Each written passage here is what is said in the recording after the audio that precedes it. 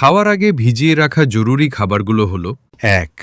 ডাল, মসুর, মুগ, ছোলা, রাজমা, কাবুলি ছোলা ভিজিয়ে রাখলে অ্যান্টিনিউট্রিয়েন্টস, ফাইটিক অ্যাসিড কমে হজম সহজ হয়।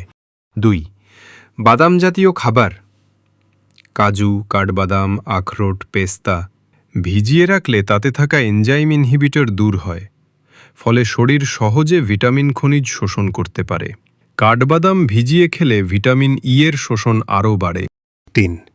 বীজ, ফ্ল্যাক্সিড, চিয়াসিড, সূর্যমুখী বীজ, কুমড়োর বীজ ভিজিয়ে খেলে ফাইবার নরম হয়, পুষ্টি দ্রুত মেলে। ৪. মেথি রাতে ভিজিয়ে রেখে সকালে খেলে হজম ও চুলের জন্য খুব উপকারী। ৫. চিড়া হালকা করে ভিজিয়ে বা দুধ দইয়ের সঙ্গে খেলে সহজে হজম হয়। ৬. কিশমিশ ও শুকনো খেজুর জলে ভিজিয়ে খেলে আয়রন ও অ্যান্টিঅক্সিডেন্ট ভালোভাবে শোষিত হয়। ৭. শুকনো মটরশুঁটি ও ছোলা ভিজিয়ে রাখলে নরম হয়, রান্না সহজ হয়, গ্যাস কম হয়।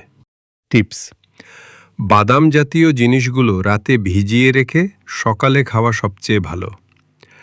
ডাল, ছোলা অন্তত ৬ থেকে ৮ ঘন্টা ভিজিয়ে রাখলে সর্বোত্তম ফল মেলে। ভিজিয়ে রাখা জলটা না খাওয়াই ভালো, কারণ তাতে অ্যান্টিনিউট্রিয়েন্টস মিশে থাকে। বন্ধুরা, ভিডিওটি ভালো লাগলে অবশ্যই শেয়ার করে বাকি বন্ধুদের দেখার সুযোগ দিবেন। এরকম স্বাস্থ্যজনিত টিপস পেতে আমাদের পেজটি ফলো করে রাখুন।